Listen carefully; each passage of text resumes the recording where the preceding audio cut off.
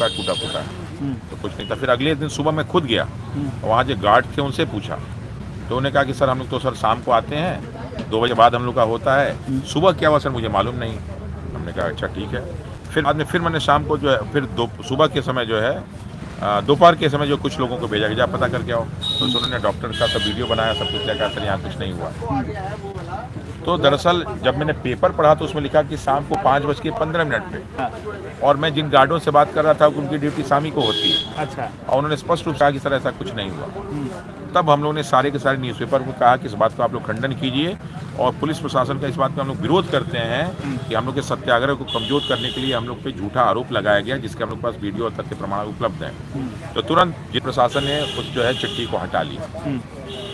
तो अब जिला प्रशासन को भी समझ में आने लगा कि सत्याग्रही कमजोर नहीं है।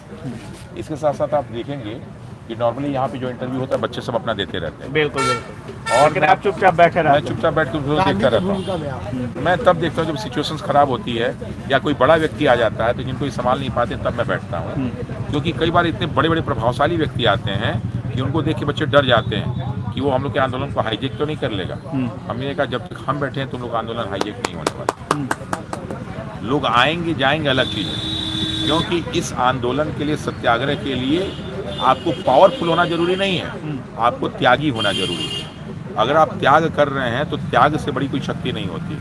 और जो आप 11 दिन, 10 दिन, 5 दिन, 7 दिन से रोज जो है जग जग के यहाँ सो रहे हैं और इस मच्छरों के बीच में रह रहे हैं, ये जो साहस और आत्मविश्वास है ना, ये कभी पैसे वालों के पास, पावर वालों के पास नहीं आता। और यही हुआ कि बहुत बड़े बड़े राजनीतिक दल लोग के आए और ये बहुत सारे बड़े लोग। बाद फिर आप पर बोले, आप पटना के बहुत सारे शिक्षकों पर FIR हुआ और आज शायद उसका हियरिंग भी हुआ। अब बहुत सारे आज सुनने में आ रहा था कि गर्दनीबाग थाना के द्वारा एक बॉन्ड पर साइन करवाया जा रहा है शिक्षकों को कि आप 3 तारीख तक गर्दनीबाग के आसपास नजर नहीं आइए। आप पर भी FIR हुआ था सर, क्या आप गर्दनीबाग थाना में आज गए हैं? नहीं, मैं गर्दनीबाग थाना में नहीं गया था क्योंकि मुझे कोई नोटिस नहीं मिली। नोटिस नहीं मिली थी आपको? लेकिन बहुत सारे शिक्षकों को नोटिस दिया गया था, पर्सनली नोटिस दिया गया था, और उनके द्वारा उनको बोला गया था कि आपके पास कोई प्रूफ हो तो ले करके आइए और दिखाइए, बाकी आप छात्रों को उकसाने की कोशिश कर रहे हैं। ऐसा कुछ मामला शिक्षकों पर FIR क्यों हुआ? क्योंकि सारे शिक्षक आपके इस आंदोलन में भी आए हुए हैं। दरअसल क्या था कि किसी को भी नहीं लग रहा था कि हम लोग का ये सत्याग्रह इतना बड़ा हो जाएगा, इतनी लंबी हो जाएगी, इतनी लंबे दिन चल जाएगा। और सबसे बड़ी चीज़ है कि दिन प्रतिदिन इसकी संख्या बढ़ने लगेगी, समर्थन बढ़ने लगे। आज की डेट में क्या है कि इलाहाबाद से लेकर दिल्ली तक प्रदर्शन हो रहे हैं, और बहुत दूर दूर के बच्चे यहाँ भी आए, और बहुत दूर दूर के बच्चे अभी आ रहे हैं, बहुत सारे। मेरे पास आज दोपहर में फ़ोन आया था, तो एक कस्टम अधिकारी लड़का था, उसने फ़ोन किया, कहा कि आप लोग यहाँ बैठ के क्या कर रहे हैं। उसकी वाइफ ने बोला, वो भी अधिकारी है, जाइए पटना में अभी लड़िए।